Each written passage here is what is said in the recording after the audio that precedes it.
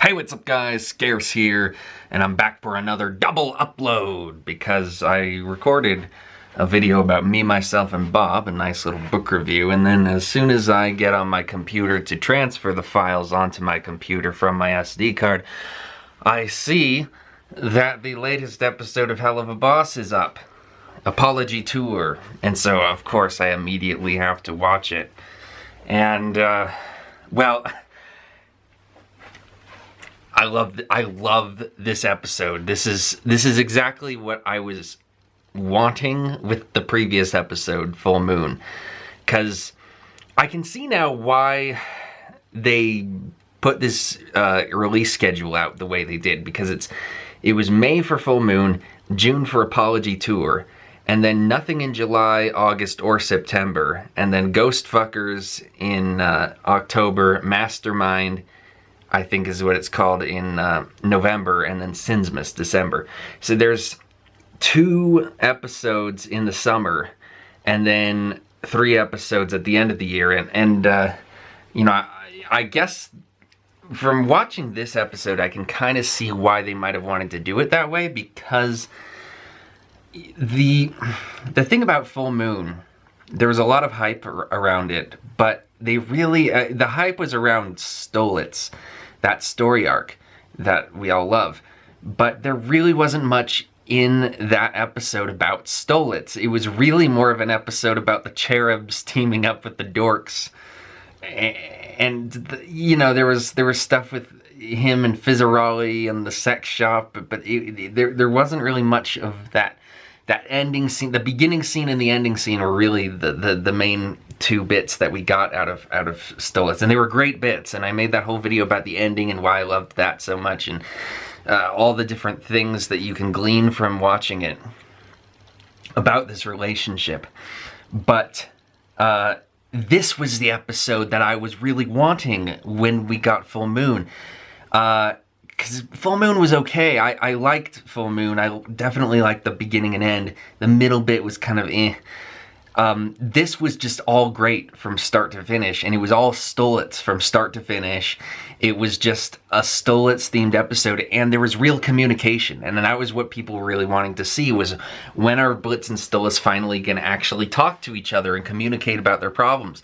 Well, here we have it. They are actually talking about their problems and getting through stuff and getting through to each other. And you know, like, that whole thing that I said about how Blitz just thinks Stolas is some, you know, uncaring prince who can do whatever he wants, has control over his life. That's brought up. Stolas brings up how wrong that is. And I was so glad when the episode began with a conversation. Because, you know, the previous one ended with a conversation. This one, they just got straight to the chase. They were like, yeah, we know you want to see more conversation, so let's get back into it. And they just wasted no time with this one. It was just a very succinct, very well told story about these characters and their relationship. And it had cameos from everybody, man. It was a cameo-packed episode, because he goes on that apology tour and apologized to everyone. So we see Dennis from, what's it called? Queen Bee. We see the dorks and the cherubs. They come back again for a brief moment. We see, the best one was, of course, the reveal of Martha's demon form, and the reveal that Martha is now dating Mrs. Mayberry. That was so cool. That was just so unexpected, you know. But we always kind of wanted to see those characters again, like what happened, especially Martha. Like, will Martha go after them in hell? Well, now we see, apparently, she knows who they are, and she doesn't seem to really care all that much.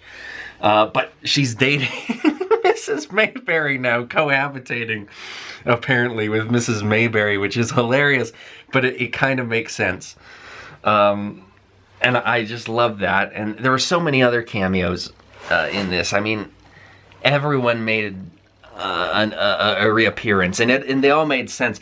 There was even one guy who kind of looked like an elderly Brandon Rogers. I know that Brandon Rogers plays that old man character, but it didn't sound like the grandpa voice that he was doing, and I don't know if it was supposed to be him or if it was even voiced by him. I'm not really sure, but like he was dressed like Brandon Rogers, and so it kind of was like, is this Brandon Rogers as an old man? I kind of thought that was interesting.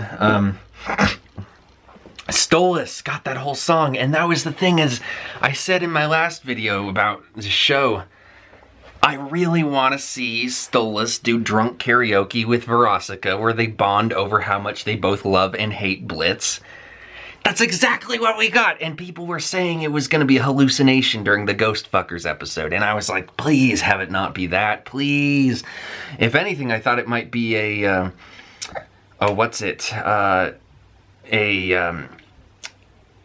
B-plot during the Ghost Fuckers episode, because there were the pumpkins there, and that's the Halloween episode.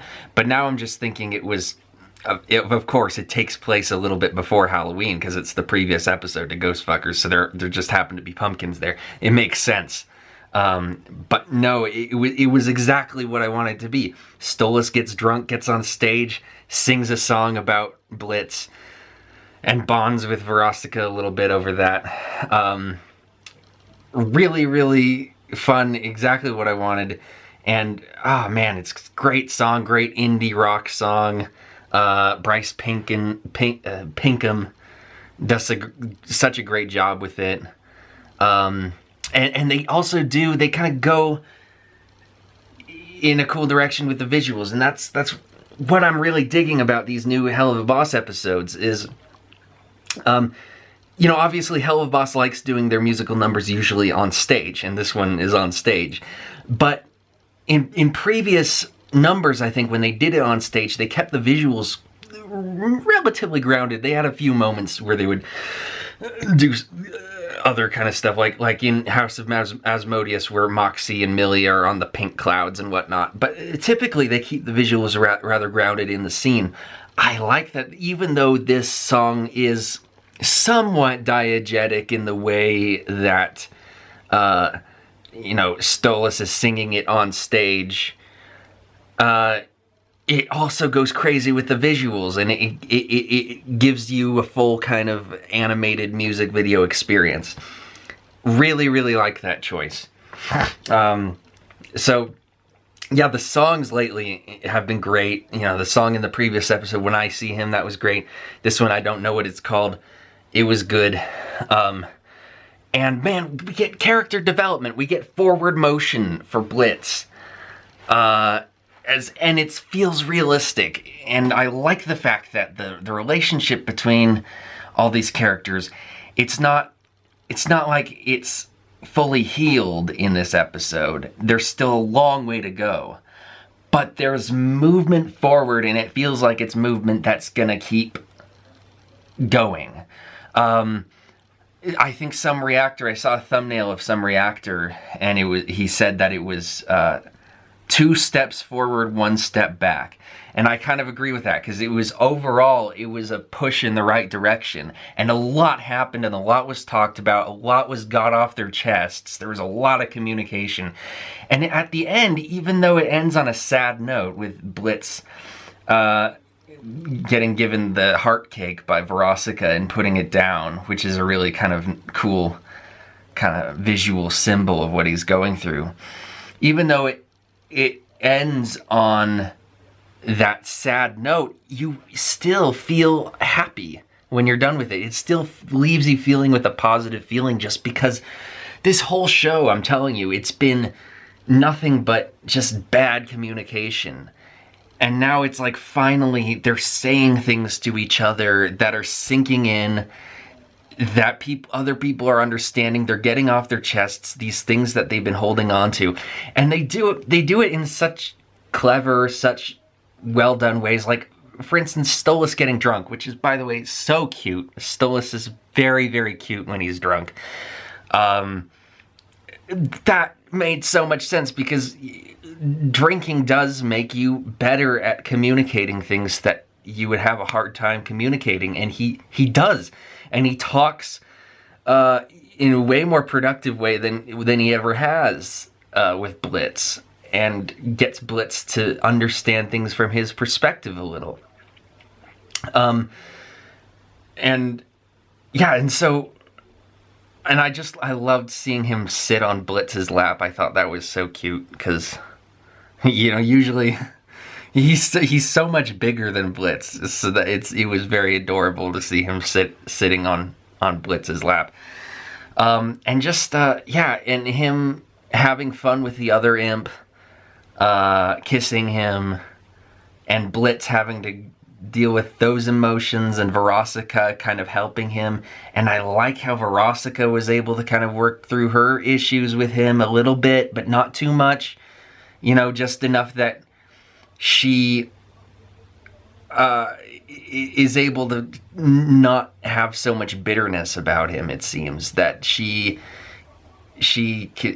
can see that he's in a position now where he is desperate enough emotionally to want to change, and she picks up on that, and she respects that about him, and she shows her respect, and that's really cool.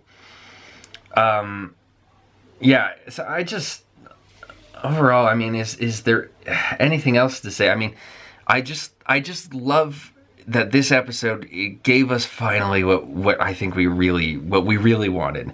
What we wanted to get and we're expecting maybe to get with Full Moon, which is just a Stolas themed, just vomiting up of all of the problems. And when you vomit up something, then afterwards you feel a little bit lighter, you feel a little bit better. And I think that's why they wanted to push this out in the summer, in the June, and give themselves more time for the next episodes, because it leaves you feeling good at the end. And a lot of people ended Full Moon just feeling so miserable, because it's such a miserable ending, and because it's such a there's such a lack of communication between them.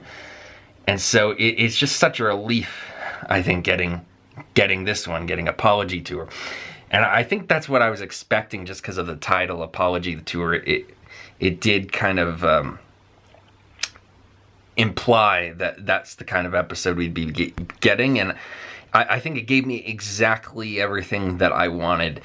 So, I said in my last video about Full Moon that Full Moon wasn't one of my favorite episodes, but that ending scene was one of the most interesting moments of writing in the show. I'd say Apology Tour might actually be now one of my favorite episodes, because it gave me more what I was wanting to get with Full Moon.